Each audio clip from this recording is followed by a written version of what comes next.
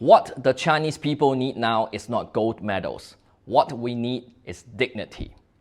This is a voice that has emerged widely on Chinese internet platforms since the start of the Paris Olympics. Hello everyone, welcome to Chew on It. I'm Mr. Chew. Let's start with a video. During the 2004 Athens Olympics, a fierce competition occurred between Chinese weightlifter Tang Gonghong and South Korean athlete Chang. After the South Korean lifted 172.5 kilograms, equaling the world record, Tang has no way out. Based on her past performances, it was impossible for her to surpass that weight. And the South Korean team began celebrating their victory early, while the CCTV commentator stated that Chang had already won. 将美兰举起这个重量，基本上将获得这个级别的金牌。 However, a shocking scene happened. Tang Gonghong requested 182.5 kilograms, a weight not recommended by the organizing committee because it could severely injure her. But Tang Gonghong was determined to take the risk.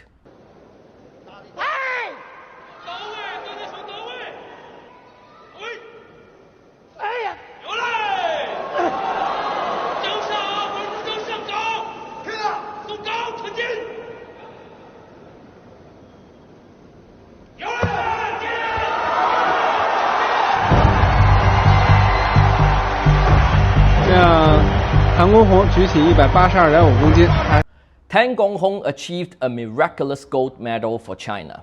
This is a story of glory for the country, and it's also a classic moment in Olympic weightlifting history. However, most people's understanding of this story ends here. They do not know what happened after the competition.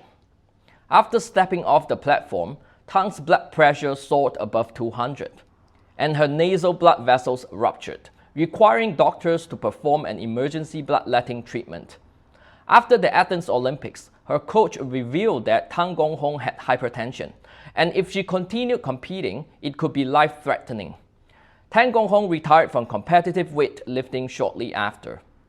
To say that this gold medal was won at the risk of Tang Gonghong's life would not be an exaggeration.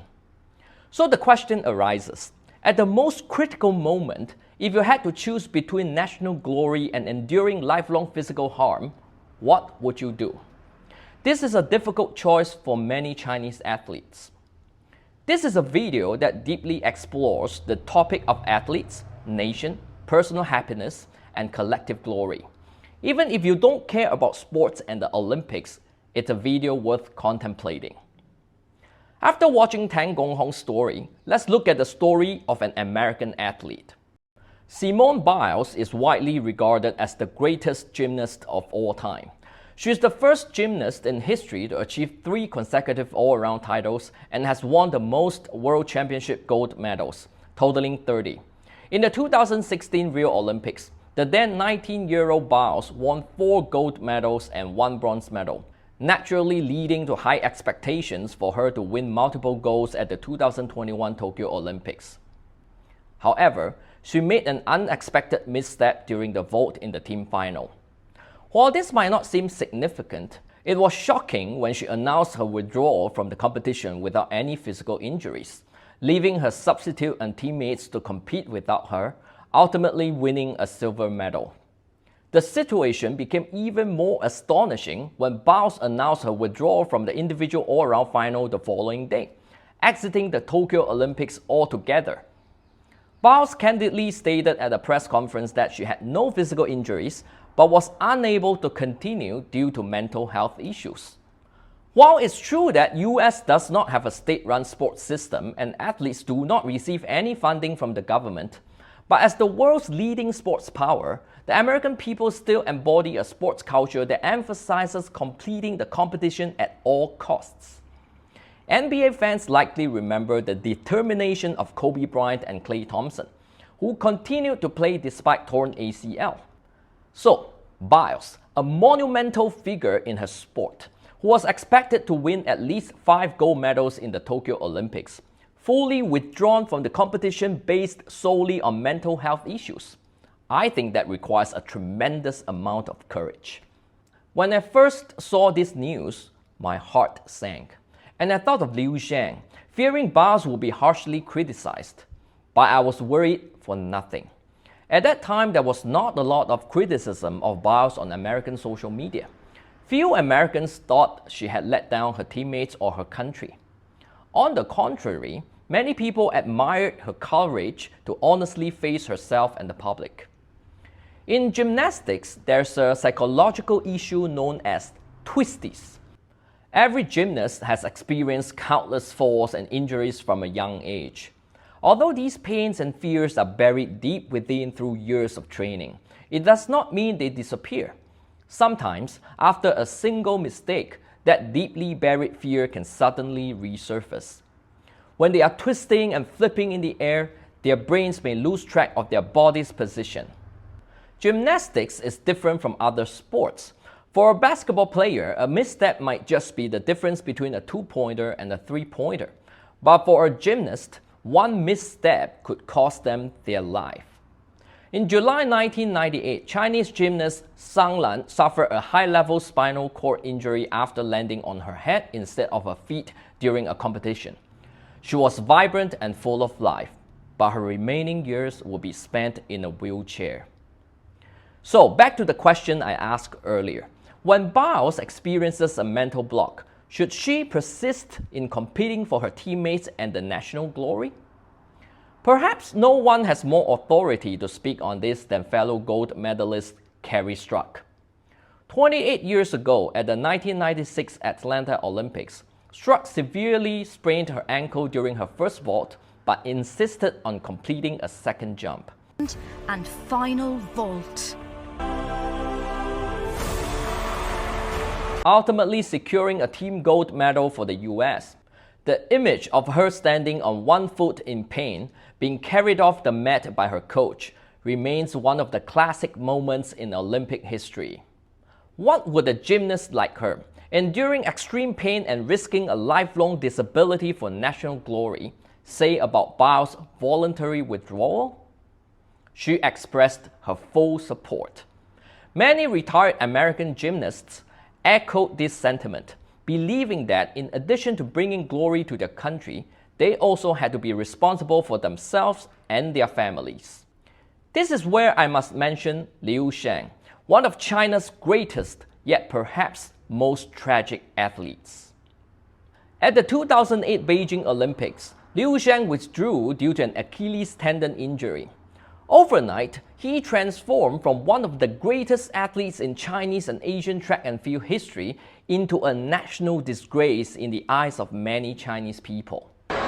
从来没见他上不到之前是这个表现，而且他的腿到底是怎么样，可能是他职业生涯当中最艰难的一项，觉得真的是有点悬呀，看着。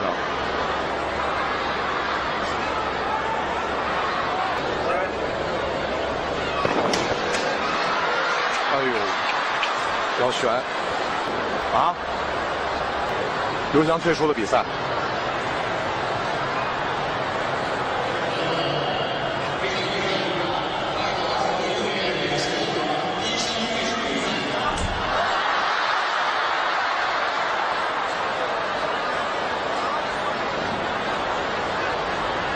这种状态是比不了赛的，比不了赛的。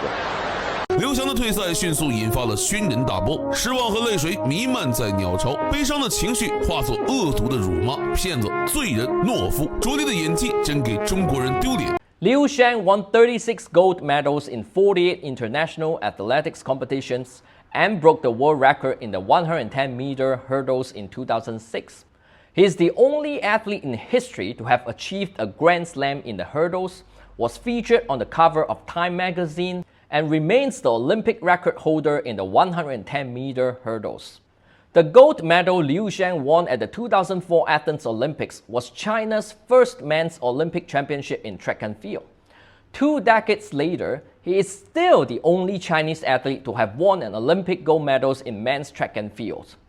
If I were to rank the best athletes in Chinese history, Liu Shang would certainly be in the top 3, if not first. 出发了，快速攻击一个篮，罗斯稍事领先，刘翔处于第3位，刘翔按照自己的节奏再往前赶，刘翔加速，刘翔加速，加速，拼了，赢了，刘翔世锦赛冠军，第1个男子世锦赛冠军。决，刘翔创造了第9道奇迹。第9道又怎么样？刘翔处于领先，前3个栏大家都在不断的调整自己的状态，刘翔保持状态，最后冲刺12秒99，刘翔跑进13秒，风静了，雨停了，刘翔回来了。刘翔赢了，刘翔赢了，刘翔创造了历史，一个黑头发黄皮肤的中国人成为了世界飞人。所以说黄种人不可以拿到奥运会钱放弃，我今天一定要证明给大家看，我是奥运会冠军。This is a person who had already accomplished almost everything an athlete could achieve and had brought glory to China and even to people of Asian descent. But he suddenly was being labeled as a withdrawal coward, a disgrace in sports history, and a sinner of China overnight just because he suffered from a severe injury that prevented him from competing. After Liu Shang withdrew from the 2008 Beijing Olympics, it was revealed that his Achilles tendon had been injured for 6 or 7 years, but he had continued to push through. As the training intensity increased before the Olympics, the injury finally manifested. At this point, he already had 3 calcification points on his Achilles tendon. These calcifications were like a small stone in the shoe, constantly rubbing against the foot. But Liu Shang's small stone was in his heel and as big as a soybean. You can imagine how painful that was. After the race, Liu Shang's coach disclosed the condition of his Achilles tendon. 那个时候呢，实际上打封闭也来不及了，所以我们有一个按摩的一个专家，帮刘翔在局部做这种极端的刺激，以疼来止疼。这个是常人无法忍受的，但是他就是在忍着这个痛，就是说我一定要去投入这个比赛。However, this method of pain relief has a very short period of effectiveness. Just before the 110-meter hurdles event at the Beijing Olympics, someone captured Liu Shang repeatedly kicking the wall with his foot. At the time, no one understood what he was doing, but he was actually trying to create pain to numb the existing pain.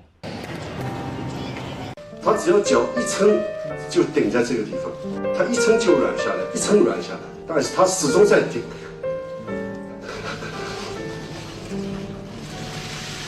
But Chinese netizens don't care at all. For a nation of people who were instilled with collectivist value from a young age, national glory supersedes everything. 他有毛病，我不管你赢了赢不了，你也得去参加呀。但是他不是腿受伤了吗？借口。是吧？那你还喜欢他吗？还会支持他吗？这种比赛我就不讨厌他。In that climate of public opinion, Liu Shang dared not to respond or speak out. He could only find a secluded corner to lick his wounds. Liu Shang defeated all of his competitors from around the world on the track, but ultimately lost to the Chinese netizens. Now let's turn back and look at how Biles, who was also highly anticipated by the entire nation, how she was treated after withdrawing from the competition solely due to a mental barrier. How does that make us feel? During her lowest moments, Simone Biles received warm support from her teammates, coaches, retired legends, and the American public. The US even awarded her the Presidential Medal of Freedom after the Tokyo Olympics, presented personally by President Biden. With such a strong support system, Biles took a year to heal her body and mind before returning to compete, winning 3 golds and 1 silver at the 2003 World Championships, and she had already won another 3 gold medals so far at the ongoing Paris Olympics. But what about Liu Shang? 发生了事情之后，谁都不想替我说几句。人就 It's no wonder Liu Shang chose to leave this land. He has now settled in the US and has no intention of returning to China. Years later, articles began appearing online with titles like, "It's been 10 years, and we all owe Liu Shang an apology." And many who had once followed the trend of criticizing him expressed their remorse in the comments section. But what's the point? The harm has already been done. The wounds on his feet may have healed, but the scars in his heart and the memories from that painful abyss will never disappear. While some are expressing regret, the overall attitude has not changed at all.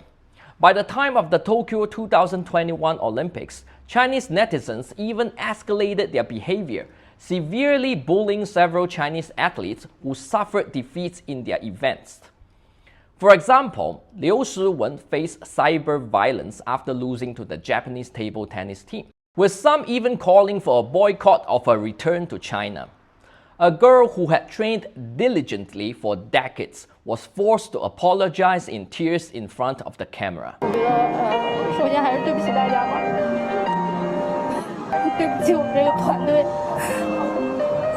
After the Chinese women's volleyball team lost 3 consecutive matches in the Tokyo Olympics group stage, Wang Mengjie was severely bullied online for her poor performance, to the extent that she required antidepressant drugs.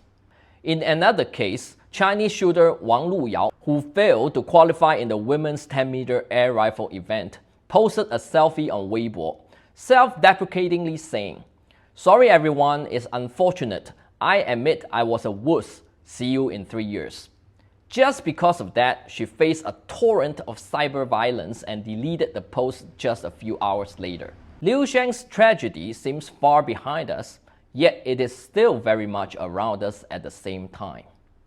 Many Chinese netizens believe that since the country invests money to train athletes, those who don't win medals are letting the nation and taxpayers down. Therefore, they should apologize. This reflects the evil nature of collectivist ideology. They fail to understand a fundamental truth. While athletes bear the mission of bringing glory to their country, they are first and foremost human beings. Every athlete fighting on the field is also a child of their parents, a support for their children, and someone their partners care deeply about. In fact, the Olympics have long been distorted in their true meaning for the Chinese. The original purpose of the Olympics is to challenge oneself, to foster a love for sports and integrate it into one's life.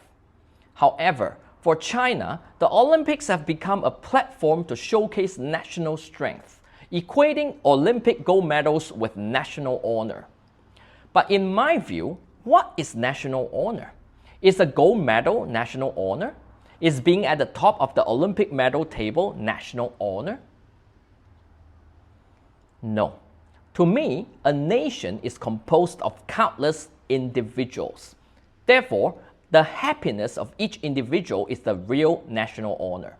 When I saw Tang Gonghong struggling to lift that life-threatening barbell and winning a gold medal, I felt no sense of pride for China.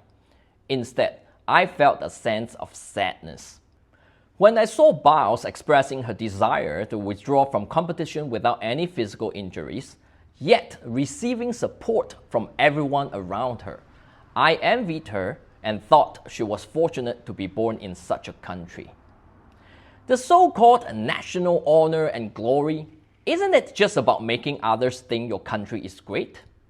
I'm neither Chinese nor American, but when it comes to Tang Gonghong and Biles, which of them makes me feel that their country is greater? I do not think it's the lady who won the gold medal.